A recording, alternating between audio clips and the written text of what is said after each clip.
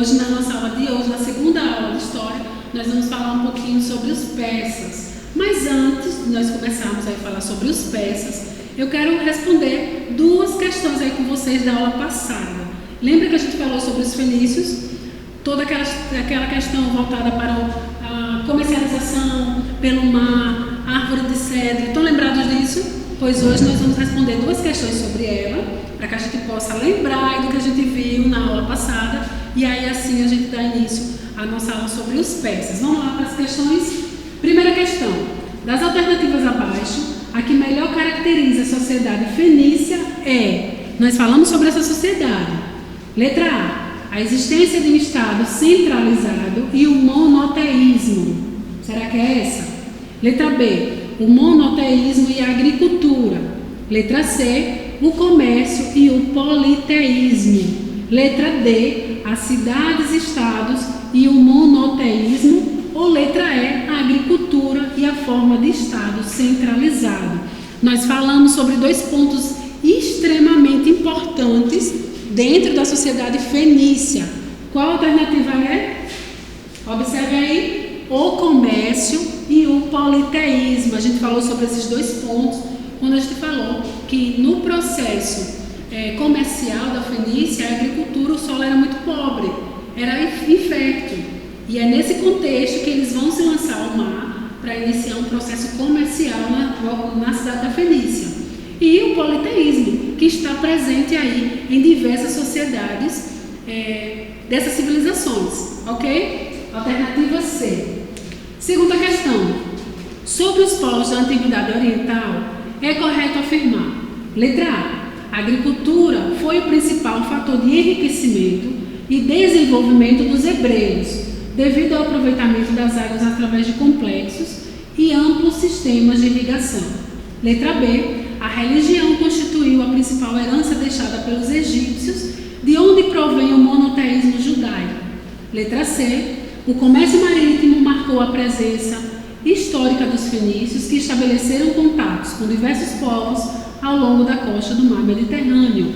Letra D, a guerra de conquista foi a principal característica dos sumérios, povo que construiu um império que se estendia do Egito às fronteiras da Índia. Letra E, a escrita cuneiforme, uma das mais importantes formas de registro escrito produzido em blocos de argila, foi a principal contribuição dos persas, povo que habitou a Mesopotâmia. Nessa alternativa aí, ele está falando sobre diversas características, não é? Qual alternativa apresenta uma afirmação relacionada com o que nós falamos nas aulas passadas? Observe aí, quem acertou respondeu aí a letra C, quando fala sobre a questão do comércio marítimo, especificamente para os fenícios, estabelecendo contatos ao longo da costa do mar Mediterrâneo. Lembra que a gente falou sobre o mar Mediterrâneo? Como eles não tinham uma acessibilidade, uma facilidade para a agricultura, eles se lançam no mar que está ali bem próximo a eles, que é o mar Mediterrâneo. Certo? Alguma dúvida? Ficou tudo claro? E aí, hoje nós vamos falar um pouquinho sobre os persas. Os persas, a localização dos persas é aí no atual Irã, ou também você pode encontrar alguma informação relativa ao Planalto do Irã. Essa região é uma região extremamente infértil também. Ela é uma região que eles não iniciaram seu processo comercial com a agricultura, até porque não tinham condições. Observe aí a extensão do Império Persa. O Império Persa vai ser um império que ele vai ser um império, historicamente falando, não tão muito grande, mas vai ser um império que vai conquistar diversas civilizações. Vocês podem ouvir e ver filmes até falando sobre os persas, que os gregos derrotaram os persas. Vocês vão encontrar isso sim. Vocês podem até pensar: ixi, que povo é esse tão fraco que os gregos conseguiram derrotar? Esse é um momento específico da história, mas os persas eles vão ter uma contribuição muito grande para a nossa história de hoje. E os persas, apesar de ser pequena a sua história, em torno de quase 200 anos, mas nós vamos perceber que vários elementos, e há uma sabedoria por parte da figura da liderança do rei persa, onde ele vai conseguir administrar muito bem essa cidade. E a primeira observação que eu quero que vocês olhem no mapa que eu vou mostrar agora é a extensão do Império Persa. É um dos impérios que vai conseguir expandir os seus domínios de forma imensa. Ele vai de uma ponta a outra. Observe aí a imagem. Observe aqui, o Império Persa. Nós temos aí a cidade, sua cidade é de Susa. E aí nós temos, de um lado nós temos a Índia. Observe aí a extensão desse império. E nós vemos aqui, chegando até a região da Grécia. Nós temos aqui embaixo o Egito, ele pega também uma parte da área territorial do Egito. Então nós vamos ver que vai ser uma civilização que vai ter domínios muito grandes. O que será feito então em prol dessa civilização? Quais as contribuições que ela vai nos trazer? Qual a forma de organização que ela vai se manter? Observe aí, a expansão do Império Persa. Primeira coisa, houve um conflito entre os medos e os persas. Os medos eram povos que habitavam naquela região, que é a atual Irã hoje, e os persas também. Os persas conseguiram vencer esses povos chamados medos. Segundo, o crescimento populacional criou necessidade de ampliar fronteiras do reino em busca de terras férteis para a produção de alimento, até porque não houve um processo de agricultura dentro dessa região dos persas, porque era infértil, tal qual os fenícios. Terceiro, dominaram a Babilônia, a Fenícia, a Síria e a Palestina. Falei no início, é um império que vai se estender por diversos domínios. A expansão territorial foi caracterizada pela tolerância em relação à cultura dos povos conquistados. Permitia a continuidade das práticas religiosas e comerciais. Em troca, exigia homens para o exército, alimentos, metais e impostos. Observe aqui, foca aqui, Vitor. Quando se inicia o processo de estabelecimento desse império persa, os persas vai ter uma característica que vai ser diferente das outras civilizações. As outras civilizações, exemplo, eles iam invadir um território, chegavam nesse território, lembram dos escravos, formavam escravos, buscavam impostos e iam dominar aquela região de forma total e completa. Já com os persas vai ser diferente. O rei ele vai ter uma forma sábia de administração que vai fazer, que vai ser o resultado dessa expansão desse império todo. Olha o que o rei persa vai fazer. Ele entra naquela região, não domina de forma totalitária, chama a nobreza daquela região, diz: nobreza, por favor, vem aqui. Você faz parte da nobreza, não faz? Faço. Então se junte a nós que somos da nobreza, mas em troca precisa-se impostos serem pagos. Então na verdade vai ser uma troca entre eles. Os nobres daquela região, eles não vão fazer nada.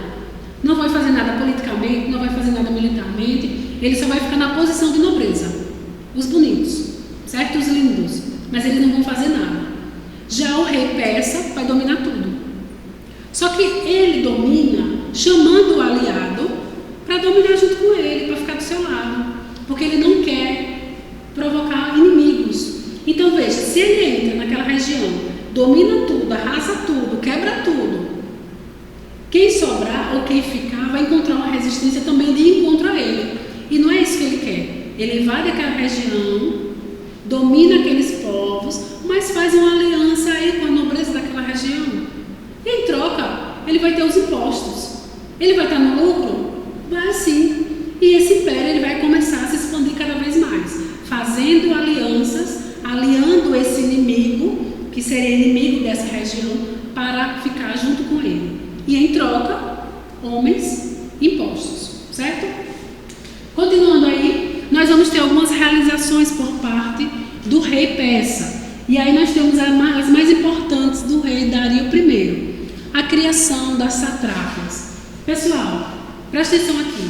Como é que eu tenho uma área territorial grande, eu tenho uma expansão territorial imensa, como é que eu vou controlar isso?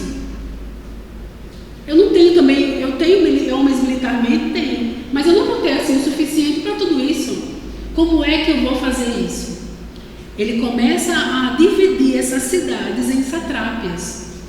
Tal qual o Brasil é dividido nos estados, a mesma coisa ele vai fazer. Aquela área territorial ele vai dividir em satrápias. Isso mesmo, satrápias. Essas satrápias, elas vão ter a organização de um homem, uma espécie de governador. E eles vão governar aquela cidade, certo? Professora, como é que esses caras eles vão conseguir, tamanho esse território é grande, como é que eles vão manter unidade nesse território, para que não haja confrontos e lutas? Ele vai dar poder a uma pessoa que seria o governante, chamado sátrapa. Então eu tenho as cidades, pensem no que a gente falou na aula passada, cidades-estados. Eu tenho as cidades organizadas como se fossem cidades-estados. Eu tenho uma pessoa, um governante, que ele iria reger aquela cidade, certo? Chamado sátrapa. E aí, para fazer com que haja uma unidade nessa área territorial, esse cara ele vai criar uma moeda única de comercialização entre eles, que vai ser o garimpo. Próximo, a criação de uma rede de estradas reais. Era necessário manter o controle nessas cidades, nessas localidades mais distantes do reino, distante do reino persa. Com isso, ele vai criar um sistema de transmissão de mensagens. O que seria isso? Correios, viu? Pensem nos correios. Vai ter um cara ou um grupo de homens que vai ser responsável por levar mensagens para todo o reino. Como é que acontecia isso, professora?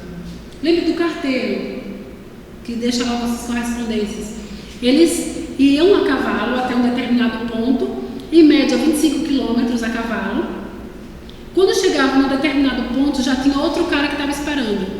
Eles já ficavam de plantão. E esse outro cara pegava o cavalo enquanto o outro ia descansar e ia mais 25 quilômetros a cavalo para levar essa mensagem para outra localidade que fosse distante do reino, mantendo assim a comunicação entre eles, para que não houvesse nenhum tipo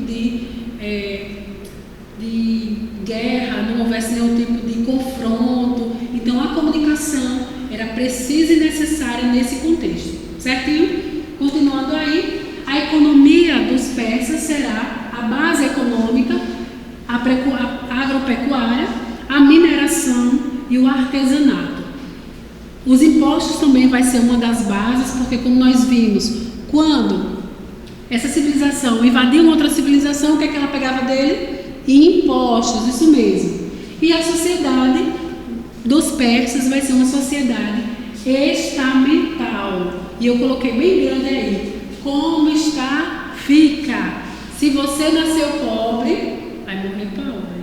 Se você nasceu rico, joia, continua rico, certo? Não há mobilidade social, não vai haver nessa civilização, certinho?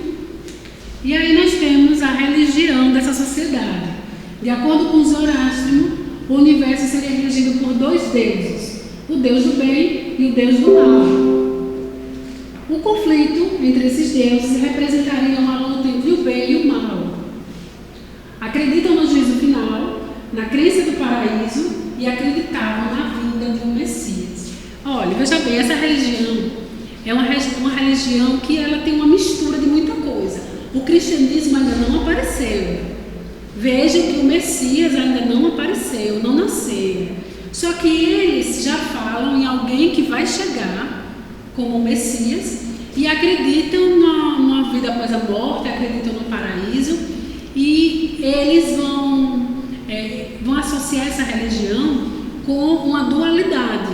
Quando a gente fala de dualidade, eu estou falando de duas coisas oponentes, o bem e o mal. Eu tenho um Deus do mal, que ele é o responsável pelos castigos e por coisas ruins, e eu tenho um Deus do bem, onde eu, enquanto ser humano, eu preciso escolher de qual lado eu vou ficar, se é do lado do mal ou do lado do bem. Então, dentro dessa religião vai ter, na verdade, uma mistura de judaísmo, uma mistura de elementos do cristianismo, porque só vai aparecer depois, quando ele fala em vida após a morte, quando ele fala em crença, quando ele fala em paraíso. Então nós vamos ver aí dentro dessa civilização, na religião especificamente, essas atribuições. Joia? E E aí nós temos aí uma questão que está relacionada com o assunto. Pode-se dizer que um dos elementos fundamentais da religião persa na antiguidade é o quê? Letra A, o politeísmo caracterizado pela prática da adoração dos ídolos zoomórficos nos templos religiosos. Letra B, o dualismo representado pela oposição entre o princípio do bem e do mal. Letra C, o caráter local do culto, já que cada região possuía suas próprias divindades supremas. Letra D, a estrita obediência por parte de toda a população dos preceitos religiosos. Ou letra E, a descrença na imortalidade da alma e na ressurreição. Pessoal, quando eu falo de religião persa, foque, lembre, viu? Quando eu falo em religião persa, eu estou falando de dualidade. Estou falando do bem, estou falando do mal. Estou falando desses dois pontos, certo? E se você marcou aí essa letra B, está correto. Dualismo representado pela oposição desse princípio aí do bem e do mal, os deuses aí da antiguidade. E aí, finalizando a aula de hoje, eu vou deixar aí essas páginas do livro para vocês fazerem a atividade, da página 41, 46 e 47. Joia? Até a próxima aula. Tchau, tchau.